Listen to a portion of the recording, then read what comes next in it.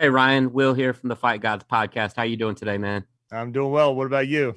I'm doing very well, thank you. I just had a quick question for you. It seems like Bellator threw in a couple of guys that you had lost to in the past. Is this basically the Ryan Bader revenge tour?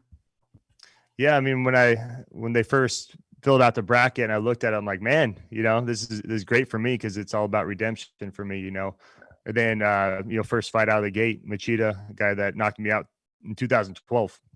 That's always one I wanted to get back, And so not only that, you have two guys on the other side that I lost to, one recently. And so, it'll be that much sweeter to not only get those wins back, but to do it in a Grand Prix tournament.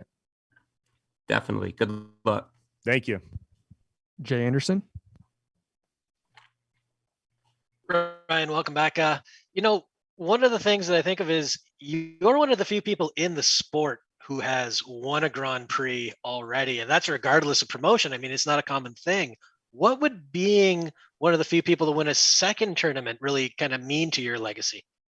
Yeah, I mean, that would be huge. It's something that I don't know anybody has really done that, Granted, there's not a lot of Grand Prix, but I had so much fun in that heavyweight Grand Prix that when they asked me, if I would join this Grand Prix, I said yes, for sure right away because I love the format. It brings a lot of eyeballs, and I have the opportunity to do something nobody has really ever done. It's, becoming a 2-division champ once again and winning 2 Grand Prix. Dylan. Hey there, Ryan. How's it going? Good. You? I'm doing well, thanks. I was just wondering because just with this being a rematch, it seemed like the first time out there was a dynamic whereby Lyoto's range-minded style maybe frustrated you to a degree, and there was the rushing in kind of dynamic. Yeah. Do you think there's going to be that championship composure this time around, and is that going to be the biggest difference in the rematch? Yeah, I mean, I didn't really know what I was doing on my feet back then. I could hit hard. I didn't even have a jab, and so, for me, going against one of the better strikers at that time, it was one of those things where I was just, out of my league. And I didn't try for one takedown. I didn't threaten him with certain things, So it's a totally different fight now. That was lifetimes ago for me. I've grown since then. I became a champion, 2-division champion, fought, everybody in MMA. And have that experience, And so for me, yeah, I have to pressure him, but I do it patiently. I got to pick my times and I've worked a lot of karate with a lot of karate coaches. I know what he's looking for, what I need to do to negate that, And so I'm feeling really good coming in this rematch. Yeah, and just with the backdrop of that prior Grand Prix question, because I spoke with Demetrious Johnson recently, and he said his Grand Prix title was the, I guess, crown jewel of his career. How do you weight the Grand Prix championship you have versus some of the lineal titles you captured? Like, do you compartmentalize them in any kind of way? Yeah, no, I agree with Johnson. Mine was really special because it was a chance to become a 2-division champion and the heavyweight champion and the Grand Prix champion. So when I won that, there was those 3 things on the plate, a 2-division champion, Grand Prix champion, and heavyweight champion. And I got to do it by, beating Fedor, so it was extra sweet. But I loved the style of it. I loved knowing who I was going to fight, who I was going to potentially fight, when and where I was going to fight. Whereas if you just have a title fight, you fight, and then who knows who's next, who knows when you're going to fight again. It could be 3 months. It could be a year later, so I love, the planning aspect of being in a Grand Prix. Maria. Hi, Ryan. Maria Morales with the Throwing Bows podcast. Thank you so much for the time today. Sure. I want to go back to something that you said earlier about the fact that the first time you guys fought, you really didn't know what you were doing, so to speak. You really, really strong, hit really hard, didn't have a jab, etc. And so obviously over this past almost decade, you've evolved. I'm sure that Lyoto has also evolved. And so can you talk me through maybe some of the things that you've seen in his evolution that you are either concerned about or you feel will actually favor you in this fight? Yeah, I mean, the concerns are always, it's what he's always had. And that's, he's tricky. He's got speed. good timing, and that a lot of that comes with the karate. On the flip side, I feel like, he is getting a little older, slowing down a little bit and doesn't want to be in those tough fights like he was in the past, and going in there and really mixing it up with people. You see flashes of that, quite a bit still. He's very, very tough, very talented. So he's always going to be tricky. He's always going to be fast. He's always going to be agile, elusive. But I feel like I've grown so much, and and I have the ability to go out there and neutralize that and really bring that fight to him and put him in a fight where he really doesn't want to be in. Mm-hmm. And with that, let's say you go on and you actually win the tournament, becoming two-time champ, two-time tournament winner. There's a lot of the champs going around in different promotions, with some being very active, defending both belts, and some not so much. If you are put in that position, what is your desire to defend both belts? As much as possible. I've been trying to, but this whole thing with COVID and everything like that really put a damper on that. And that's what conversation with Scott Coker was, let's be active.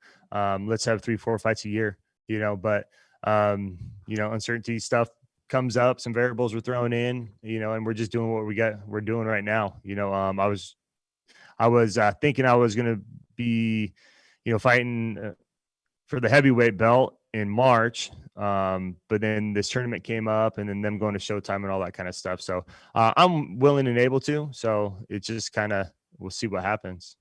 Tony? Hi, Ryan. Hope you're well. We're seeing a lot of crossover with former MMA fighters, current MMA fighters moving into the boxing world. And with Tyson Fury and Anthony Joshua now booked, how closely are you keeping your eyes on that fight? And is a move to boxing of any interest to you in the future? Yeah, I've been, I don't follow boxing too much. I've watched those guys, and definitely a fan. I don't know. I have a lot of things I feel like I have left to do in mixed martial arts. And so haven't really thought about that too much, man. I would love to do a little crossover or something at some point, but it'd have to make sense, and I come from a wrestling background, I believe I can box, but that's a whole different world, and so everything would have to line up. But I have a lot more to do here. So that's what I'm thinking about. Abraham? Hey, Ryan, thank you for your time. Abraham from the Fightly Report. I was wondering, how have you evolved? Obviously, you've evolved in skills, but how have you evolved mentally, especially coming off a loss in your last outing? Yeah, I mean, if you look at my record, if you go through that, you see that every time I take a loss, I go on a great winning streak. I come back even better. And I haven't dwelled on losses, and yeah, it sucks. And a couple of days you'll feel bad. But you just fix it. You go in there and work on what you need to work on. And that might be mentally too. But for me, it's not beating myself down or anything like that. It's really building myself up and telling myself, just go have fun. There's one of my last losses I remember, it was Anthony Johnson. I didn't stick to the game plan, went out there, took a bad shot, fight ended. And after that fight, I said, you know what? It's all about having fun. That's when you fight the best. You go out there, you're loose and everything. And then, after that loss, I went on a huge, huge run, so it's one of those things. I think I've lost twice since 2013, so take it, own up to it, and figure it out and come back better. Steven? Hey, Ryan. So Pitbull was just on Ariel's show talking about the idea of cross promotion. He obviously had this great showing and kind of showed the world how great he is once again. You've been on both sides of the fence, promotion-wise, and you've seen how the business works. What sort of a percentage would you give about something like that happening? 0, pretty much. It's one of those things like everybody likes to talk about. We do too. We feel like we have the best light heavyweight division in the world here. And I just don't think with UFC and Bellator, there ever be any cross promotion stuff willingly, it'll be guys fighting their contract out and going vice versa. But you're not in the near future, it's fun to think about, fun to talk about, how does this guy match up with this guy? Who's really the best in the world? But I really don't see it happening anytime soon. What does that say about the sport to you at large? It's a business at the end of the day. Different organizations are a business and they have their, TV deals and all that kind of stuff. And they're going to protect that business, and so at the end of the day, that's what it comes down to. It's not about the sport really, it's about the individual business and the sport within that business. And have you taken a look at the rankings that they just released? And if so, what are your thoughts on them? I mean, I saw some just on social media and whatnot. Thought they were pretty good, and it's good to kind of look down and see who's, who everybody thinks is, top 10, top 5 in your weight class, because obviously I'm in heavyweight and light heavyweight. So it was cool to see some of those heavyweights that I haven't really had my eye on too much yet. So, yeah, it's good to see. All right, we'll take a couple more here. Giancarlo. Thanks. Hi, Ryan. Hope you're doing well. Before your last fight, you've been competing at heavyweight for a while, going to that Grand Prix and defending the title. Even though you lost your last fight, do you think that helps you coming into this Grand Prix, knowing that you have at least a fight at light heavyweight under your belt before coming into this? Yeah, for sure. When your body isn't, consistently, my body didn't get under probably 225 really for, years and years. And then to all of a sudden, hey, we're going down to 205. It was a little bit of a shock, and so for me to be able to go down and make that weight, this time around, it's been so much easier on my body, mentality and everything like that. I'm sitting pretty right now weight wise, and I feel full of energy and feel ready to go. And so that's a huge difference for sure. Thanks, man. All the best on Friday. I appreciate it. Last one here, Dylan. Yeah, much has been made earlier about the rematch coming up here and the potential rematches for you in this tournament. But we also have another rematch in this tournament field with Nemkov Davis 2 going down for the light heavyweight world championship. You're familiar with both of those guys. So what are your thoughts on how the story of that fight, like how it's going to unfurl?